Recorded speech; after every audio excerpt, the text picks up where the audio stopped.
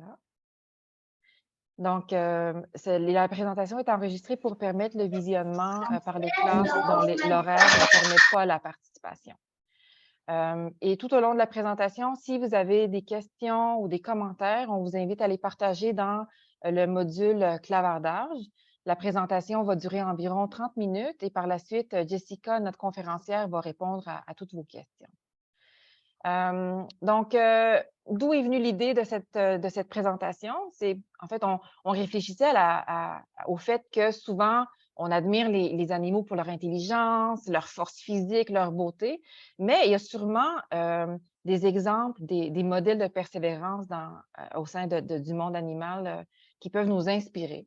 Alors, aujourd'hui, on a Jessica Bayard, notre invitée spéciale, qui va nous parler des animaux persévérants qui vivent ici, chez nous, au Québec, et qui doivent faire preuve de persévérance, de détermination à tous les jours pour se nourrir, se reproduire, construire leur habitat et tout simplement pour survivre.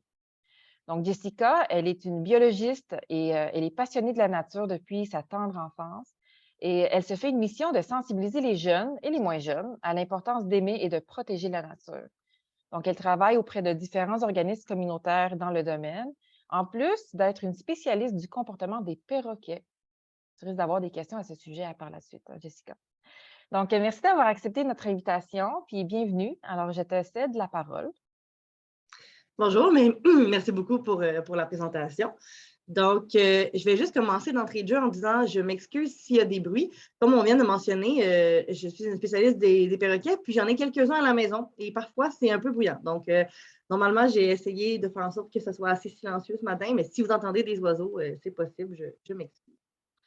Alors, tout d'abord, merci d'être vraiment inscrit aussi nombreux à ma présentation. Ça me fait vraiment plaisir de vous voir ce matin. Donc, je vais partager mon écran pour que vous voyez ma présentation. Oui, c'est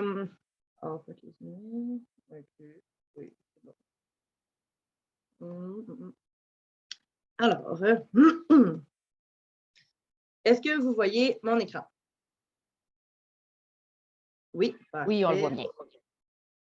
bien. Ah, OK, voilà. Bon, quand même, je vais essayer de manger pour que moi, je puisse bien voir aussi. OK. Alors, ce matin, comme ça vient d'être dit, on va parler des animaux qui sont persévérants, mais pas n'importe quels animaux. On va vraiment parler des animaux du Québec. Alors, on va voir quelques espèces qui font preuve de persévérance dans leur vie de tous les jours.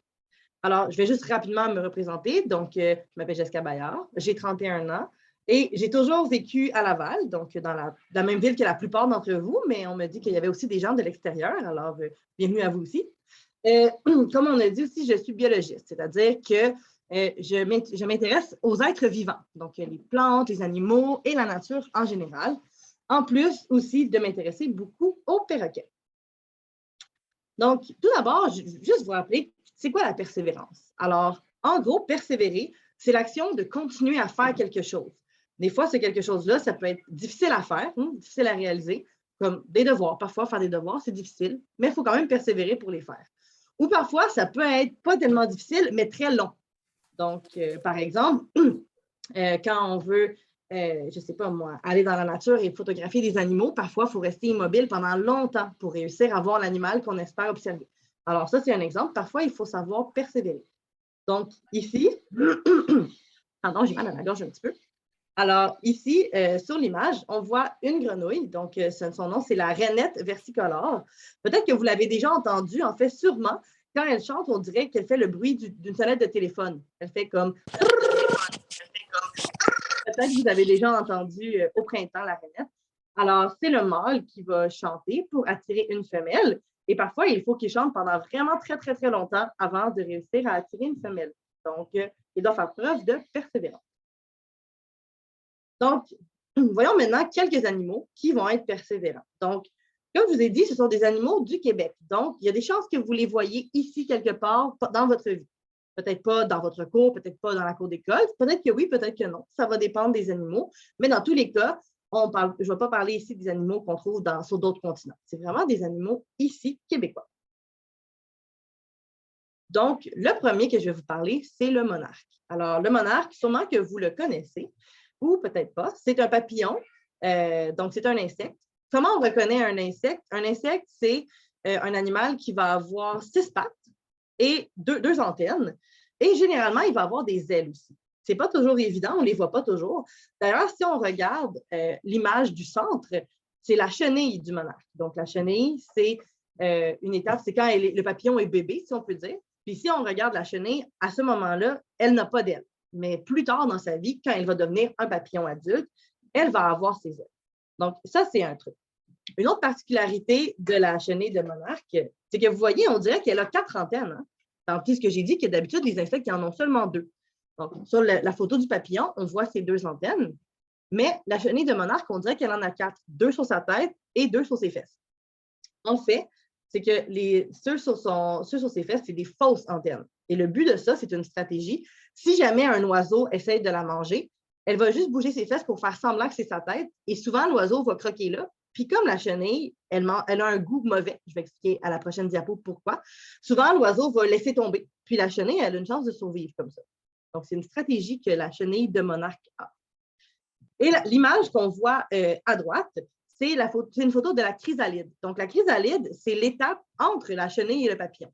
Donc, à un moment, les insectes, certains insectes, comme les papillons, doivent passer par toute une grande procédure pour devenir adultes. Nous, on est bébé, on grandit, on devient des enfants, des adolescents, puis on devient adulte avec les années. Les insectes, comme les papillons, c'est différent. Eux, quand ils naissent, ils sont des œufs. Après ça, ils vont devenir, dans le cas d'un papillon, une chenille. Et puis après ça, la chenille, elle doit complètement se transformer. Donc, eux, pour grandir, ils doivent changer de peau. Donc, ça aussi, ça demande quand même beaucoup d'efforts, hein, changer de peau tout le temps. Et avec le temps, ils vont éventuellement se transformer en chrysalide. Donc, on appelle des fois ça un cocon. En fait, le cocon, c'est une enveloppe qui protège la chrysalide. Donc, dans le cas du monarque, il n'y a pas de cocon. C'est seulement la chrysalide. Donc, ce qu'on voit ici, c'est un être vivant. C'est juste qu'il est immobile et il va tout se désintégrer à l'intérieur et se reconstruire au complet en papillon. Donc, c'est vraiment une étape super importante et où est-ce que l'animal est quand même assez vulnérable. Quand on a un cocon, on ne peut pas bouger, on ne peut pas beaucoup se défendre contre les prédateurs. Donc, ça demande vraiment beaucoup de temps à devenir un papillon. Dans le cas d'une chenille, ça prend quand même beaucoup d'étapes. Et finalement, au bout de quelques semaines, le cocon, la chrysalide va se transformer en papillon, qui est le monarque. Maintenant, pourquoi on parle, j'ai dit tantôt que la chenille, elle avait un goût bizarre, vous vous rappelez? Alors, quelque chose qui est intéressant du monarque, c'est qu'il est un des insectes qui se nourrit d'une plante qui s'appelle l'asclépiade. Peut-être que vous avez déjà vu cette plante-là dans votre cours d'école parce qu'elle pousse souvent dans les craques d'asphalte, sur le bord des clôtures, dans les endroits qui sont secs, poussiéreux. Et c'est une plante qui pousse au soleil aussi. Et qu'est-ce qu'elle a de particulier, l'asclépiade? C'est que c'est une plante toxique. Donc, la chenille mange volontairement une plante qui est toxique, qui est vénéneuse. Mais pour faire ça, ce qu'ils ont de spécial, c'est qu'ils vont garder tout le poison de la plante en eux et puis ça va les rendre eux-mêmes poison. Un oiseau ne les mange pas, justement. Donc, c'est pour ça que la chenille, si un oiseau essaie de la croquer, il va faire « ça ne goûte pas bon, cette chenille-là, je vais la laisser tranquille ». Alors, ça, c'est une stratégie que le monarque a pour survivre. Donc, si jamais vous voulez voir des beaux papillons monarques à votre école, ces plantes-là, il faut les garder parce que les chenilles vont se nourrir exclusivement de cette plante-là. Ils ne mangent aucune autre plante.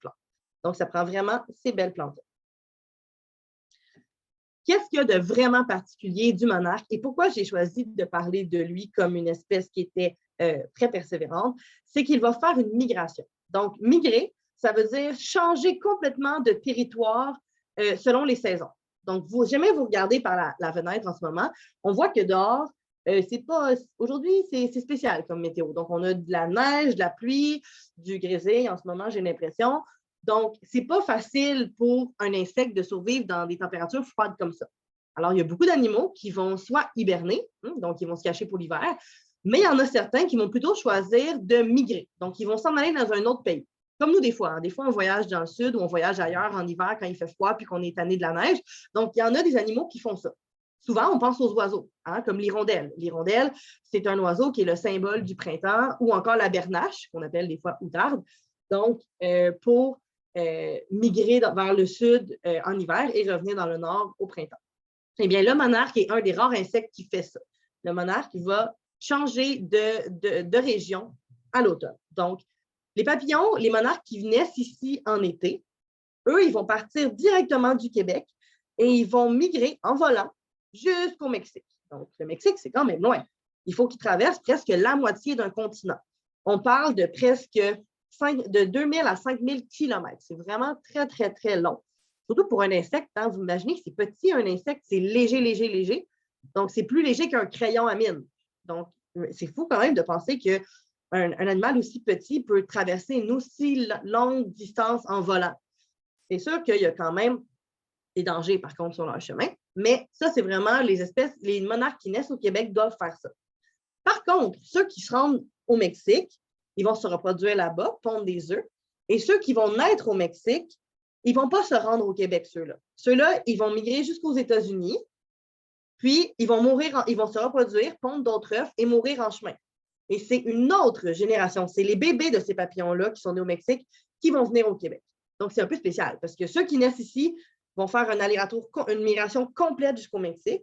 Mais ceux qui naissent au Mexique, ils ne vont pas se rendre jusqu'au Québec. Ils vont arrêter à mi-chemin, puis il va y avoir une autre génération de papillons qui vont monter jusqu'au Québec. Alors, des fois, la nature, c'est des bizarreries comme ça. Donc, ici, sur l'image qu'on peut voir, on voit justement, parfois, quand les monarques migrent, ils vont vraiment se regrouper. Chaque papillon ne migre pas tout seul de son côté.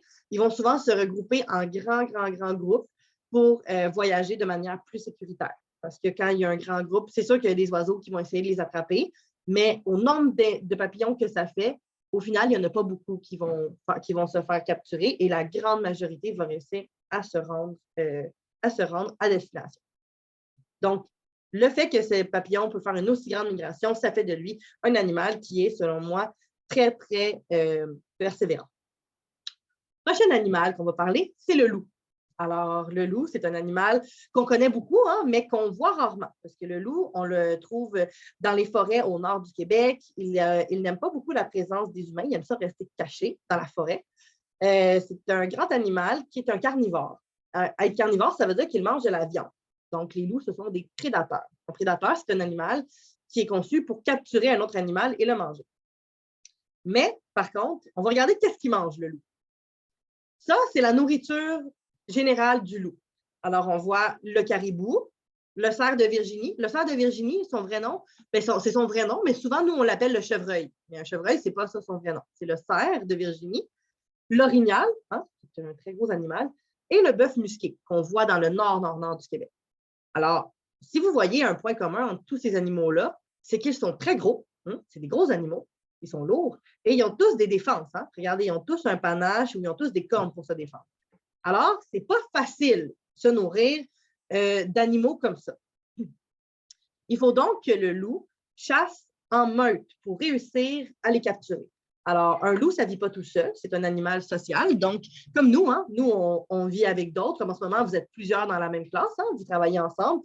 Bien, les loups, c'est la même chose. Ils vivent en groupe, justement parce qu'un loup tout seul ne serait pas capable de capturer un caribou ou un orignal, par contre. C'est des animaux qui sont beaucoup trop gros, beaucoup trop forts. Alors, ils doivent unir leurs efforts pour travailler ensemble et réussir à attraper une proie. Pour ça, il faut qu'ils communiquent entre eux. Alors, on connaît bien les hurlements des loups. Donc, souvent, les hurlements des loups servent à communiquer entre eux ou avec d'autres meutes. Donc, je ne sais pas si je l'ai mentionné, mais le nom d'un groupe de loups, c'est une meute. Alors, et souvent, ça va vraiment être le papa, la maman avec des bébés. Donc, leurs bébés deviennent adultes, puis ils vont rester vivre avec leurs parents pendant quand même assez longtemps. Et jusqu'à ce qu'eux-mêmes se trouvent un amoureux et aient des bébés et forment une nouvelle meute. Alors, ça prend vraiment beaucoup de coopération, de travail d'équipe pour réussir à capturer une proie. On dit que c'est très, très, très énergivore. Ça demande beaucoup d'énergie, réussir à attraper un gros animal comme ça. Parfois, il faut qu'il court très longtemps. Ça demande de l'endurance. Et dans la neige, souvent, parce que le loup vit dans le nord du Québec où il y a beaucoup de neige, hein, très épais de neige, pendant plus longtemps qu'ici. Ici, à Laval, la neige, elle fond quand même rapidement. Mais dans le nord du Québec, elle reste beaucoup plus longtemps. Alors, on estime qu'il échoue à capturer une proie 9 fois sur 10. Ça veut dire que 9 fois sur 10, il ne réussit pas à attraper l'animal qu'il a essayé. Donc, ça veut dire qu'il réussit quand même, il échoue quand même souvent. Mais il va persévérer, puis il va continuer. Parce que de toute façon, si jamais il ne mange pas, il ne va pas se sentir tellement bien. Donc, il n'a pas le choix de continuer à travailler en équipe, de continuer à trouver une stratégie pour réussir à manger. Alors, moi, je trouve que tout ça, ça fait que c'est une très belle preuve de persévérance chez le loup-gris. Prochain animal, maintenant, on va parler d'un oiseau qui est le plus vieux qui le dire. Peut-être que vous avez déjà vu cet oiseau-là parce qu'il y en a beaucoup ici à Laval. C'est un oiseau qu'on va voir surtout dans les milieux qui sont plus ouverts, donc il y a moins d'arbres. Ça peut être les champs, ça peut être des terrains de golf, ça peut être le bord de l'eau, bref, des endroits où il y a quand même beaucoup de soleil, beaucoup de lumière. C'est un oiseau qui va beaucoup se déplacer en marchant au sol. Donc, on va dire qu'il est terrestre. Et puis, c'est un oiseau qui est quand même assez bavard, vocal. Il fait beaucoup de petits sons. Donc, souvent, on peut l'entendre. Là, c'est un petit peu trop tôt encore, mais dans peut-être 2 mois, disons au mois de mai, les soirs, on va l'entendre quand il vole. On l'entend faire ses petits sons. Donc, si jamais ça vous intéresse, vous pouvez aller regarder des vidéos pour essayer de reconnaître le chant de cet oiseau-là. Donc, c'est un oiseau qu'on peut voir quand même très souvent à Laval. Qu'est-ce qu'il y a de particulier, cet oiseau-là? C'est qu'il est tellement terrestre, ça veut dire qu'il vit tellement au sol, qu'il va même construire son nid par terre. Donc, le mâle et la femelle vont participer ensemble à la création du nid. Le nid, il est assez simple. Ce n'est pas un nid très complexe. Il y a des oiseaux qui vont faire des nids de boue avec des lichens, des branches, qui vont tisser des choses. Le plus vieux, il fait son nid simplement. Il va juste creuser un petit trou, puis il va mettre des petits brins de paille ou des petits brins de foin, par exemple. Puis, il va pondre ces œufs-là. Donc, autant le papa que la maman vont aider à construire le nid. Puis, ils vont pondre leurs œufs directement par terre. Là, par terre, c'est sûr que ça veut dire que les œufs peuvent facilement se faire trouver par un prédateur. Hein? Puis, ça peut être, je ne sais pas, un renard qui passe par là ou même un écureuil. Les écureuils peuvent manger des œufs. Moi, je ne sais pas vous, moi, j'aime beaucoup ça, les œufs. Alors, je comprends les animaux qui veulent essayer d'en manger. Donc, et pour ça, il faut qu'ils réussissent à protéger bien leurs œufs, même s'ils les pondent par terre. Alors, qu'est-ce qu'ils vont avoir comme stratégie? Bien, tout d'abord, si vous regardez les œufs sur l'image, on voit qu'ils sont quand même assez bien camouflés. Hein? Ils vont être comme grisâtres avec plein de petites taches brunes. Comme ça, des fois, on peut les confondre avec des cailloux. Donc, on peut penser qu'on peut ne pas les voir. Ça peut passer inaperçu. Mais ce n'est pas suffisant. Ils ont aussi une autre stratégie qui est bien intéressante.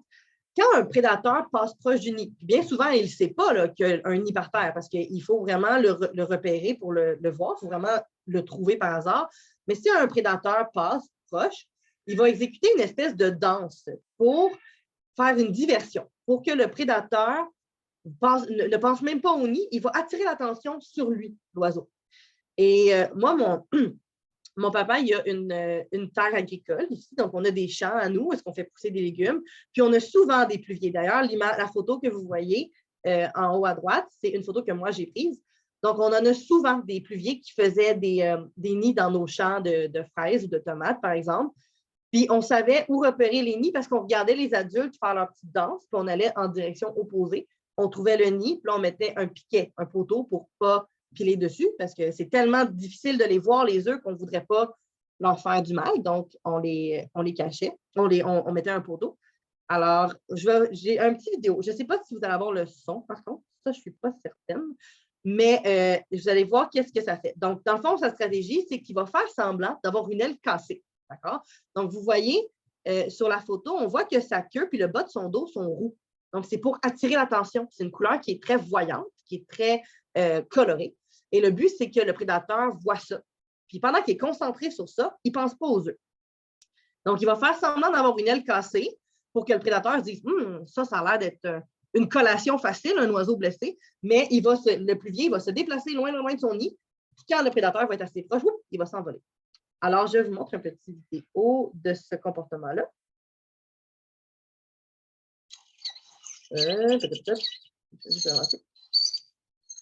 Donc, là, ici, on voit, ça, c'est l'oiseau, il fait semblant d'être blessé quand il fait ça. Mais ce n'est pas vrai, il n'est pas blessé pour vrai. Mais il veut vraiment juste que le prédateur pense à lui au lieu de penser à son nid. Par curiosité, est-ce que vous avez entendu le son? Oui, on l'a entendu. Ah, génial. Donc, ça, c'est le son du pluvier, si jamais vous l'entendez au printemps. Là, ça, c'est le son qu'ils font. Il y a une autre stratégie, par contre. Si jamais, finalement, le prédateur, il trouve quand même son nid, parce qu'il y a des animaux qui ont quand même un très bon sens de l'odorat et qui vont sentir les œufs, il va effectuer une autre sorte de danse qui va être plus comme une parade pour faire peur au prédateur, pour essayer de l'intimider. Donc là, le vidéo que là, c'est moi qui l'ai pris. J'ai fait un petit vidéo vite pour montrer c'était quoi cette sorte de parade-là, mais je ne suis pas restée longtemps parce que c'est sûr que les parents, ils n'aiment pas vraiment ça quand ils pensent qu'on va manger leurs œufs. Donc, je ne voulais pas le stresser trop longtemps. Alors, voilà. Donc, quand on a trouvé les œufs, ce qu'il fait, il bat des ailes, il se fait gros, il gonfle sa queue, donc il bat des ailes. Ça, le but, c'est de faire peur aux prédateurs. Donc, vous voyez le nid? Ah, le nid était juste là. Donc, quand on est à cette distance-là, l'oiseau, il dit « non, non, je n'ai pas le temps de faire semblant d'avoir une aile cassée. Je veux juste avoir l'air méchant en espérant que le prédateur va. » Donc voilà. Oups, ça se pose. Voilà. Oh. Ah, voilà, excusez. Donc, en gros, moi, je trouve que les pluviers, c'est vraiment des bons parents parce qu'ils vont être capables vraiment, ils peuvent faire ça pendant longtemps, cette petite danse-là, et souvent, parce qu'il y en a des animaux qui marchent sur le sol dans un champ. Donc, il faut tout le temps qu'ils fassent cette stratégie-là pour faire peur aux potentiels prédateurs. Puis, c'est pas obligé d'être un renard, ça peut être juste une marmotte. La marmotte, elle ne veut pas manger des œufs, elle. Mais le pluvier, lui, il ne sait pas. Donc, il ne prend pas de chance. Dès qu'il y a un animal qui passe proche, il va faire ses petites danses puis ses trucs, puis il peut faire ça longtemps jusqu'à ce que ses bébés naissent. Donc, moi, je trouve que ça fait beaucoup preuve de persévérance. Puis, il se met en danger aussi quand il fait un semblant d'être blessé, puis qu'il y a vraiment, par exemple, un renard qui s'approche de lui, bien, il y aurait des chances de se faire capturer par le renard pour elle. Alors, je trouve que les pluviers font vraiment preuve de persévérance. C'est vraiment des bons parents qui prennent soin de leur nid. Maintenant, on va parler d'un poisson. Parce que oui, les poissons aussi peuvent faire preuve de persévérance. Alors, ici, je vais vous parler de l'anguille d'Amérique. Alors, l'anguille, c'est un poisson qui est bien particulier, comme vous pouvez voir avec son corps. Donc, il y a vraiment plus une forme de serpent. Et qu'est-ce qu'il y a de particulier à ce poisson-là? C'est que c'est un des poissons qui vit dans le plus grand type d'habitat. Donc, on peut le retrouver. Les mâles, ils vont vivre dans le fleuve où est-ce qu'il y a de l'eau qui est mélangée avec de l'eau douce et de l'eau salée, donc quand même loin de l'aval. Mais les femelles, eux, ils vont aller beaucoup plus loin. Ils vont vivre dans le fleuve Saint-Laurent, dans la partie qui est de l'eau douce, donc comme l'eau du robinet, pas qu'il n'y a pas de sel dedans. Mais ils peuvent aussi, les femelles, migrer dans les rivières et dans les lacs et aller très, très loin dans le territoire. Donc, c'est vraiment des poissons qui vivent dans beaucoup de types d'habitats. Mais qu'est-ce qui fait qu'ils sont spéciales, les anguilles? C'est que l'anguille, elle ne va pas vivre toute sa vie en eau douce. Ce qui est spécial, c'est qu'elle, elle va se reproduire et pondre ses œufs dans l'eau salée. Donc, elle fait l'inverse des saumons. Souvent, le saumon, il va vivre dans l'eau salée, puis il va retourner dans l'eau douce pour se reproduire et pondre ses œufs, et ensuite mourir. L'anguille fait le contraire. Elle vit en eau douce, mais elle doit retourner dans l'eau salée pour aller pondre ses œufs. Alors, il y a un endroit bien précis où les anguilles d'Amérique vont se rendre, et on l'appelle la mer des Sargasses. Je suis désolée, je n'ai pas trouvé de carte qui était en français. Donc, nous, on est... Ah, mon petit étoile a le bougé. En tout cas, nous, on est environ où il y a ma flèche. Je ne sais pas si vous voyez ma flèche sur l'écran. Donc, on est environ ici. Et puis, l'endroit où les anguilles doivent se rendre, c'est ici. Donc, ils doivent passer par le fleuve, monter ici, descendre, et migrer là. Donc, c'est quand même loin. C'est aussi quelques milliers de kilomètres de distance de nage. C'est quand même très loin. Et qu'est-ce qu'il y a de spécial, cet endroit-là? On appelle la mer des Sargasses. Les sargasses, c'est des algues. Donc, sur la photo, vous voyez, ça ressemble à quoi? Donc, c'est des plantes aquatiques qui flottent à la surface. Donc, ça fait un abri pour les bébés anguilles. Donc, c'est pour ça qu'ils vont aller se reproduire là. Dans leur périple, quand les bébés naissent, les bébés, on les appelle des civelles. Donc, au début de leur vie, les anguilles ont vraiment une vie spéciale. Ils vont commencer par être une petite larve qui flotte dans l'eau. Puis avec le temps, ils vont grandir, puis ils vont être capables de se déplacer eux-mêmes. Parce qu'au début, ils font juste flotter. Et elles vont devenir transparentes, comme l'image qu'on voit. Donc, ça, on appelle ça une civelle. C'est le nom d'un bébé anguille. Et ces petits poissons-là, transparents, doivent remonter, comme j'ai montré, tout ici, pour revenir nous retrouver au Québec. Donc, on voit aussi de la photo dans la main. Éventuellement, ils prennent leur couleur. Ils ne vont pas rester toujours transparents. Mais c'est quand même un très, très long voyage pour un tout petit bébé poisson. C'est comme si vous deviez marcher dans un autre pays. C'est quand même fou, là. Eux, c'est des bébés. Là. Ils n'ont personne pour leur dire quoi faire. Mais ce qu'il y a de vraiment particulier, c'est que l'anguille est capable d'accomplir des prouesses vraiment surprenantes. Tout d'abord, elle peut vivre plusieurs heures hors de l'eau sans respirer. Donc, normalement, les poissons, ils vont respirer sous l'eau, à l'aide de leurs branchies. Donc, quand on les sort de l'eau, souvent, ils vont mourir. Mais pas l'anguille. L'anguille, elle peut vivre Moi, on m'a déjà dit, mais je n'ai pas pu vérifier si c'est le vrai chiffre, mais on m'a déjà dit qu'une anguille pouvait vivre 24 heures hors de l'eau. Et on peut pêcher l'anguille. L'anguille, c'est un poisson qui goûte bon. Mais nous, au Québec, on n'en mange pas beaucoup. Donc, souvent, on en envoie dans d'autres pays. Et pendant une bonne partie du trajet, les poissons ne sont pas dans l'eau. Ils sont juste dans de l'humidité. Donc, c'est vraiment des poissons qui sont fascinants. Parce qu'il n'y a pas beaucoup de poissons qui peuvent rester hors de l'eau. C'est comme si nous, on pouvait rester 24 heures sous l'eau. Moi, j'aimerais ça parce que j'adore ça nager. Ça serait pratique, mais malheureusement, je ne peux pas faire ça. Et une autre capacité qu'elle a, c'est qu'elle peut escalader des parois rocheuses pour franchir des obstacles, comme des chutes. Donc, quand les femelles doivent aller se reproduire puis qu'elles doivent retourner dans la mer des Sargasses, parfois, elles doivent franchir des chutes ou si jamais il y a des obstacles qui ont tombé dans l'eau ou encore des barrages hydroélectriques aussi. Donc, c'est vraiment impressionnant. Donc, sur l'image, on voit des anguilles qui grimpent le long d'une falaise pour l'escalader et passer par-dessus. Donc, malheureusement, il y en a de moins en moins des anguilles parce que justement, il y a beaucoup d'obstacles sur nos rivières. Les barrages hydroélectriques, c'est pas facile pour les anguilles, mais il y a de plus en plus de choses qui sont mises en place pour aider les anguilles à passer, justement. Donc, en termes de poisson, l'anguille est, selon moi, de loin le poisson qui est le plus persévérant, qui est le plus, qui a le plus de, qui est capable de faire les choses les plus impressionnantes. Le dernier animal que je vais vous parler, c'est un grand symbole de persévérance, c'est le castor du Canada. Alors, le castor, il y en a à Laval, si jamais vous ne saviez pas. Donc, c'est possible de voir des castors à Laval. Donc, c'est un mammifère, c'est un rongeur. Donc, c'est le plus gros rongeur qu'on a au Québec. Un castor, c'est très, très lourd. Ça peut peser jusqu'à 60 livres. Donc, c'est quand même pesant. C'est aussi lourd que 6 chats environ. Donc, c'est quand même très fort, très, très lourd. Et pourquoi c'est lourd comme ça? C'est parce que c'est musclé. Le castor, c'est un animal qui est très, très, très musclé. C'est un animal aquatique, ça veut dire qu'il va vivre dans l'eau. Et il vit en colonie aussi. Le castor, c'est un petit peu comme le loup. Il est social, il vit en groupe. Sauf qu'un groupe de castors, on n'appelle pas ça une meute, on appelle ça une colonie. Donc, ils vont vivre ensemble plus dans des étangs, pas vraiment dans les lacs, mais pas n'importe quel étang. Le castor, il est un animal très particulier, très spécial, parce qu'il va lui-même se créer un étang. Donc, comment on fait ça, créer un étang? Donc, sur l'image que vous avez, on voit ici que dans le bas de l'écran, il y a un petit ruisseau. Mais ce qui se passe, c'est que si jamais on met un barrage dans un ruisseau, ça va inonder. L'eau va s'accumuler, parce que l'eau ne pourra plus circuler, et ça va faire un grand espace pour accumuler de l'eau. Pourquoi le castor, il fait ça? Il y a une bonne raison à ça, c'est qu'en hiver, le castor, il n'hiberne pas et il ne migre pas non plus. Il fait comme nous. Nous, en hiver, on ne migre pas, à part peut-être un petit voyage d'une semaine là, à Cuba, peut-être.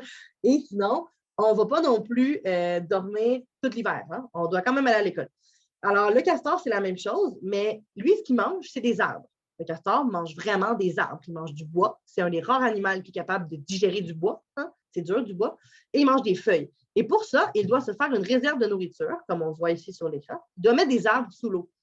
Mais s'il n'y a pas assez épais d'eau et que ça gèle, le castor n'aura pas accès à sa nourriture en hiver et va mourir. Parce que les arbres n'ont plus de feuilles en hiver. Mais lui, ça lui prend des feuilles. Donc, c'est pour ça. Il va se créer un étang qui va être assez profond. Donc, quand même assez, presque à la hauteur de mes épaules à moi. Donc, c'est quand même beaucoup d'eau.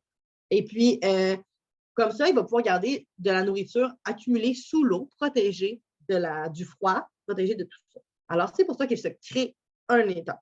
Pour fabriquer ça, il doit faire un barrage, comme j'ai dit. Et le barrage, c'est avec des branches, des troncs de bois, des troncs d'arbres et de la boue. Donc, il doit travailler très, très fort pour gruger les arbres. Donc, on en voit sur le dessin. Généralement, proche d'un étang à castor, il y a plein d'arbres grugés, il y a plein d'arbres tombés. Et il doit aussi fabriquer une hutte. Une hutte, c'est le nom qu'on donne à sa maison. Donc, c'est une espèce de montagne de boue et de branches, encore une fois, de troncs d'arbres, dans lequel il va se créer une chambre avec des tunnels. Pour être capable de s'enfuir s'il y a un prédateur qui arrive, il y a toujours 2 entrées. Alors, ça demande quand même vraiment beaucoup de travail aménager tout ça. Donc, ici, on a une photo justement d'un arbre qui a été grugé. Vous voyez la grosseur de l'arbre? C'est un gros arbre. Les castors peuvent faire tomber des arbres très, très gros, plus gros que votre corps. Les gros arbres, les faire tomber et les tirer jusqu'à leur étang sur la terre. Donc, c'est pour ça que le castor, c'est un animal aussi musclé. c'est que c'est très, très, très fort ce qu'il doit faire comme effort. C'est un animal très solide, très endurant. Et en plus de ça, son barrage, donc on voit une photo ici en bas à droite d'un barrage de castor, il faut toujours, toujours, toujours qu'il s'assure qu'il n'y ait pas de trou. Parce que s'il y a un trou dans son barrage, l'eau va se vider. Il ne faut pas que l'eau se vide parce que sinon, comme on a dit, l'étang va geler et il n'aura pas accès à sa nourriture. Alors, il doit vraiment s'assurer de toujours remplir les trous et les fuites dans son barrage pour ne pas qu'il perde d'eau. Alors ça demande un travail qui est constant, qui est répétitif. Il doit toujours surveiller son barrage tout le temps, tout le temps, tout le temps. Alors, parce que le castor est un animal qui a une importance historique beaucoup au Canada. Au Canada, dans le temps, c'était super important. On trappait le castor pour sa fourrure et puis c'était une façon de survivre, de faire des sous. Donc, c'est un animal qui est super important dans l'histoire de notre pays. Eh bien, en plus de son importance historique, de son habileté, parce qu'il est très habile pour construire des barrages puis des huttes comme ça, et de sa persévérance, le castor a été choisi comme emblème du Canada. Et c'est pour ça que si jamais vous regardez de la monnaie, on peut voir le castor sur la pièce de 5 sous canadienne. Alors, voilà, selon moi, le castor, quand on m'a demandé de faire une présentation sur les animaux persévérants, le premier animal auquel j'ai pensé, c'est le castor. C'est sûr qu'il y en a d'autres, hein? Les fourmis, c'est super fort, une fourmi. En fait, tous les animaux vont faire preuve de persévérance, mais il y en a certains que c'est vraiment d'une manière très, très impressionnante. Alors, le castor, c'était l'animal qui, selon moi, est le plus persévérant de tous. Donc, tous les animaux, comme j'ai dit, sont persévérants à travers leur vie, que ce soit pour migrer, pour élever leur bébé, pour se nourrir, pour se protéger, comme fabriquer justement un abri et un nid. Donc, ils vont faire preuve de persévérance. Mais tout comme vous, hein, à l'école, vous devez faire preuve de persévérance aussi. Donc, il faut aller à l'école, il faut se lever, des fois, il faut marcher pour aller à l'école, il faut faire nos devoirs. Donc, tu peux vraiment être fier de toi d'être aussi persévérant que les animaux qu'on a au Québec. Alors maintenant, si jamais vous avez des questions, j'ai tout dépassé, hein, j'ai pas trop dépassé, ça va, je pense. Alors, on a du temps pour quelques questions si jamais vous en avez sur nos animaux persévérants du Québec. Oui, Alors, je pense que je vais merci arrêter pour mon partage d'écran. cette belle présentation. C'était super intéressant de voir que souvent les animaux ont des stratégies qui sont pareilles aux nôtres. Par exemple, quand un plan A ne fonctionne pas, il y a un plan B, comme le castor qui a le tunnel additionnel, le pluvier qui s'adapte et qui change, a différentes stratégies qu'il peut utiliser pour attirer l'attention d'un possible prédateur.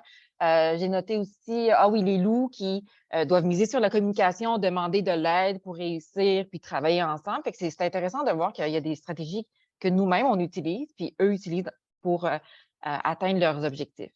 Fait que j'inviterais tous ceux et celles qui ont des questions de poser la question à votre enseignant qui va pouvoir le mettre dans le clavardage et Jessica va pouvoir y répondre. Parfait. Là, moi, j'avoue que je n'ai pas ouvert la conversation. Je n'ai pas vu s'il y avait déjà des questions.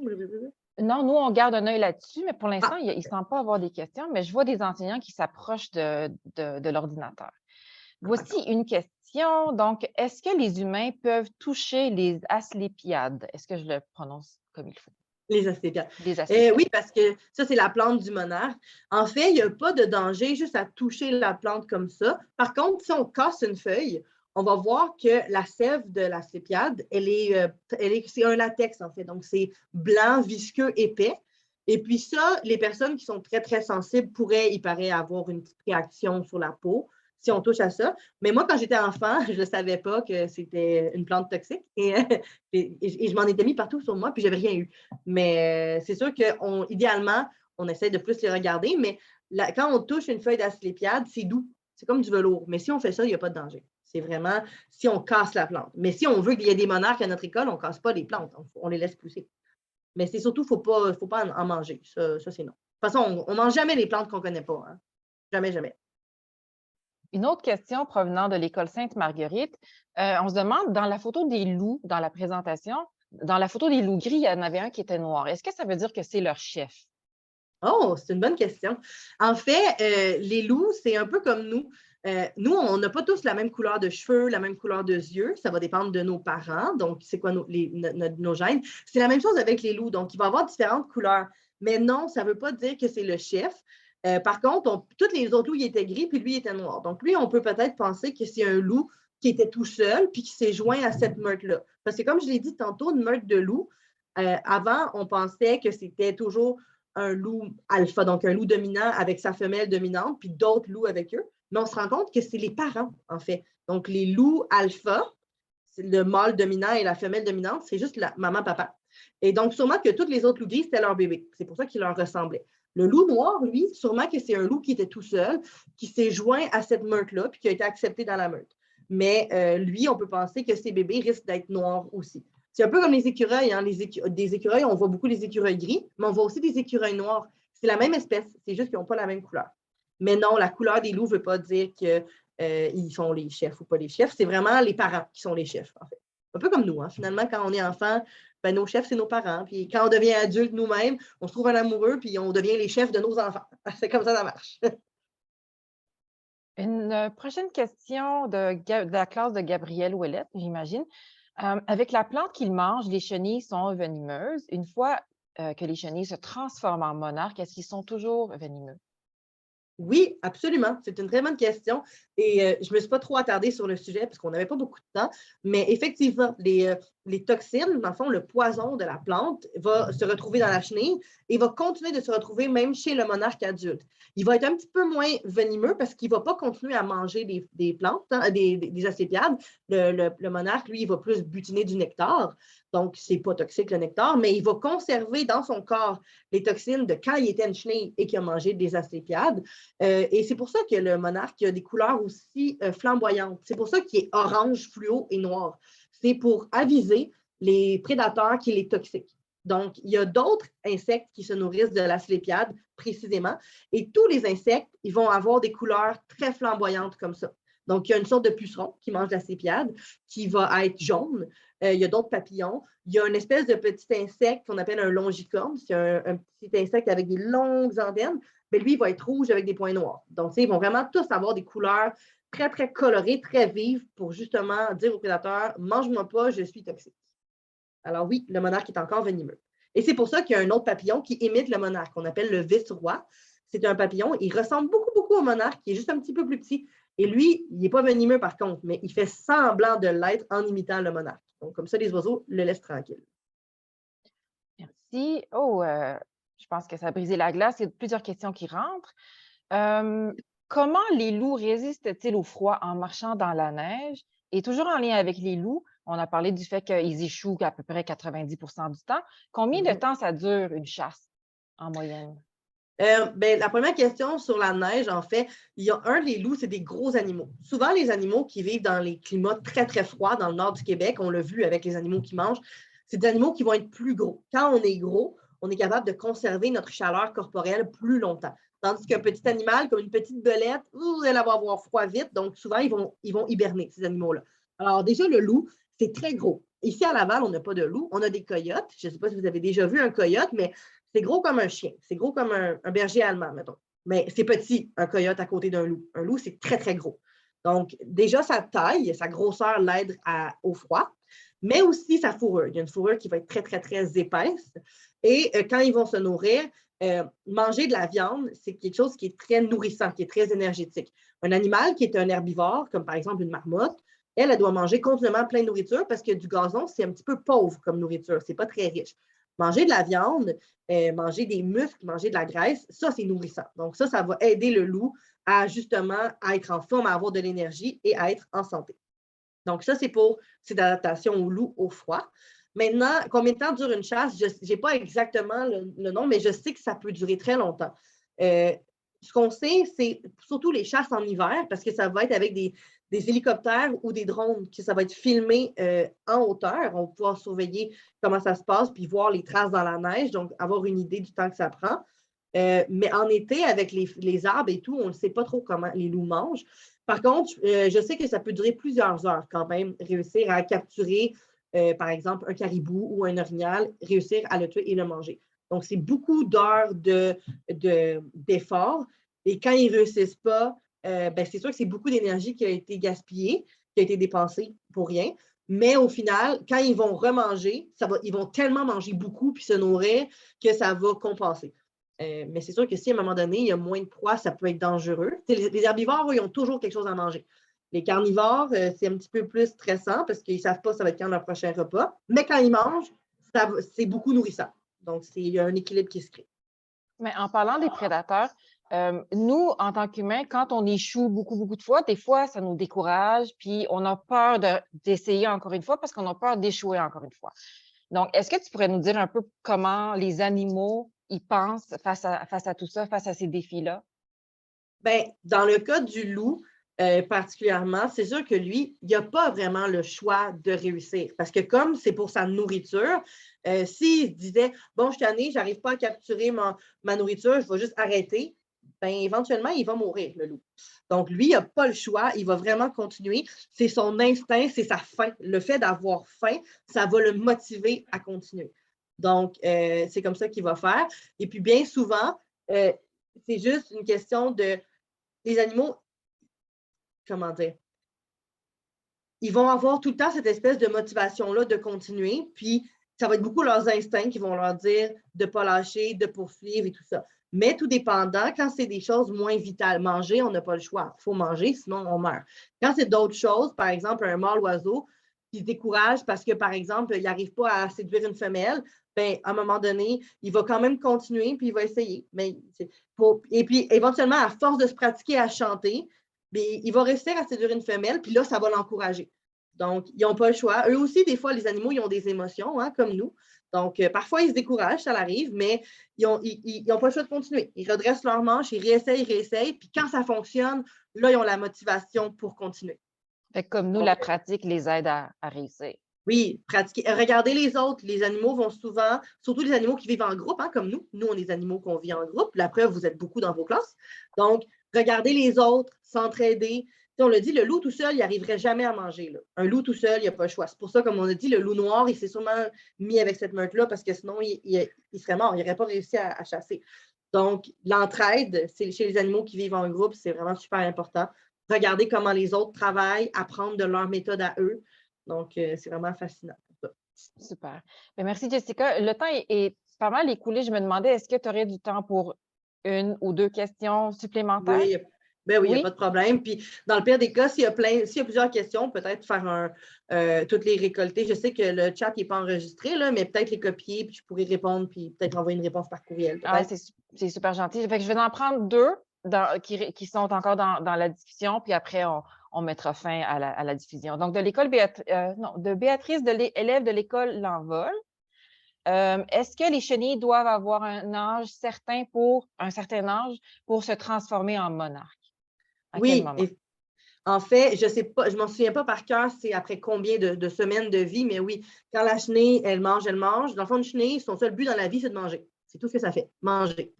Donc, elle mange, elle mange. Quand elle atteint une certaine grandeur, elle doit muer, ça veut dire qu'elle va changer de peau. Elle va continuer à manger, manger, grossir. Quand elle est rendue trop petite dans sa peau, elle mue. Et chez les insectes, on calcule ça en nombre de mues. Ce n'est pas tellement en termes de temps parce que selon quelle quantité ils vont manger, ils vont grandir plus vite ou moins vite. Ou s'il fait chaud, parce que les insectes, eux, ne sont pas comme nous. Eux, ils sont des animaux à sang froid. Donc, ce que ça fait, c'est que plus il fait chaud, plus ils vont être rapides. Donc, plus ils vont manger vite, plus ils vont grandir vite. S'il fait froid, au contraire, ils vont moins manger vite, donc ça va prendre plus de temps avant de se transformer. Donc, d'habitude, on calcule plus en nombre de mues. On va dire la chenille va se transformer en chrysalide après 4 mues, par exemple. Mais là, je ne m'en souviens pas le chiffre précis. Mais oui, il faut qu'il y ait un certain nombre de fois. Puis moi, des fois, j'ai déjà récolté des chenilles, puis j'en avais plusieurs qui étaient toutes du même âge, puis ils étaient prêtes à faire leur chrysalide, puis ils ont toutes fait leur chrysalide en même temps. Mais j'en avais une qui était plus petite, qui était plus jeune, puis elle a quand même fait sa chrysalide en même temps que les autres, mais elle était beaucoup plus petite. Puis moi, je pensais qu'elle allait mourir parce que c'est comme si elle a voulu suivre la vague puis se transformer, mais elle n'était pas vraiment rendue là. Puis finalement, elle a survécu, mais ça l'a donné un tout petit monarque qui était vraiment plus petit qu'un monarque normal. Donc, oui, il y a des étapes à suivre. Super. La dernière question qu'on va prendre, c'est est-ce que l'anguille femelle meurt après avoir donné naissance à ses bébés? C'est une bonne question, j'avais oublié de le mentionner, mais oui. L'anguille, dans le fond, les anguilles, c'est un peu comme les saumons. Quand ils remontent dans la rivière, ils vont se reproduire et mourir là. L'anguille, effectivement, elle va se reproduire une seule fois dans sa vie et elle va mourir à l'endroit où est-ce qu'elle est allée. Donc, en effet, c'est vraiment aussi un signe un beau signe parental de se sacrifier pour ses bébés. Donc, oui, l'anguille va mourir quand elle va retourner dans la mer des Sargasses. Peut-être que c'est justement le fait de retourner en eau salée, quand ça fait des années qu'on vit en eau douce, puis que là, on arrive en eau salée. Peut-être qu'elle est au bout de son énergie, au bout de ses ressources. Puis avec l'eau salée, ça devient difficile. Elle ne doit pas beaucoup se nourrir en chemin. Donc, elle se reproduit, pond ses œufs et meurt. Et il y a une nouvelle génération qui va retourner. Super. Ben, merci tout le monde pour toutes ces belles questions. Je vous promets que je les prends en note et je vais les envoyer à Jessica pour qu'elle puisse vous répondre par écrit. Euh, il y a beaucoup de messages de remerciements dans le clavardage, beaucoup de messages d'appréciation. Merci beaucoup, c'était très intéressant. Ça fait Puis plaisir. j'espère que ça nous a appris, ça vous a appris, ça vous a donné des beaux modèles de persévérance, puis que la prochaine fois que vous vous faites face à des défis, des difficultés, vous allez penser à ces animaux, puis ça va vous inspirer à être aussi persévérant, à continuer, à ne pas abandonner. Comme je disais tout à l'heure, aujourd'hui, c'est la dernière journée des journées de la persévérance scolaire de cette semaine spéciale. Fait que nous, on avait le goût de vous lancer 3 défis. OK? 3 défis. Vous pouvez en faire juste un, vous pouvez faire les 3, vous pouvez les faire aujourd'hui, demain ou tout au long de l'année. Mais êtes-vous prêts? Je vous les lance. Donc, le premier défi, c'est de dire merci à un adulte qui vous aide et qui vous encourage. Donc, ça peut être un enseignant qui organise des belles activités avec vous, le prof d'éducation qui vous motive, peut-être un parent qui vous aide avec vos projets spéciaux, vos projets scolaires. Donc, tout adulte qui vous aide et qui vous encourage. Le défi numéro 2, c'est de dire bravo à un ami qui a fait un bon coup. Donc, d'encourager un ami qui a peut-être marqué un but lors de la récréation ou un ou une amie qui a partagé une bonne idée pendant les discussions en classe. Puis le défi numéro 3, c'est peut-être le plus important aussi, c'est de dire bravo à vous-même quand vous faites des grands efforts. Donc, si vous travaillez fort sur un projet, dites-vous bravo. Quand vous étudiez fort pour une dictée ou un examen, quand vous aidez un ami, par exemple. Donc, il ne faut pas oublier de vous féliciter pour vos efforts, pour vos bons coups aussi. Donc, comme je vous disais, ça peut se faire aujourd'hui ou tout au long de l'année. Il ne faut pas nécessairement attendre les journées de la persévérance scolaire pour s'encourager, parce que s'encourager les uns les autres, c'est vraiment important pour persévérer. Pensez aux loups qui travaillent toujours ensemble. Donc, pour terminer, les enseignants et les enseignantes, on vous propose, la campagne est presque terminée, mais les outils de la campagne qui sont téléchargeables demeurent en ligne. Je vais mettre le lien dans le clavardage. Vous aurez accès toujours à des outils faciles à utiliser, clés en main. Voilà, donc j'espère que ce sera utile. Et donc, c'est déjà la fin de ce webinaire, c'est presque la fin de la semaine. Je voulais vous remercier de votre participation à cette présentation, mais aussi à votre participation aux Journées de la persévérance scolaire. Donc, merci beaucoup. Donc, Jessica, est-ce que tu voudrais dire bye-bye à tout le monde? Mais merci vraiment beaucoup tout le monde. Vous avez vraiment posé des questions super intéressantes, puis j'ai lu un petit peu vos remerciements. Alors, ça me fait chaud au cœur. Ça me fait plaisir de vous rencontrer. Puis, merci beaucoup. Passez une bonne journée. Puis, soyez persévérants, lâchez pas. Merci tout le monde. Bonne journée.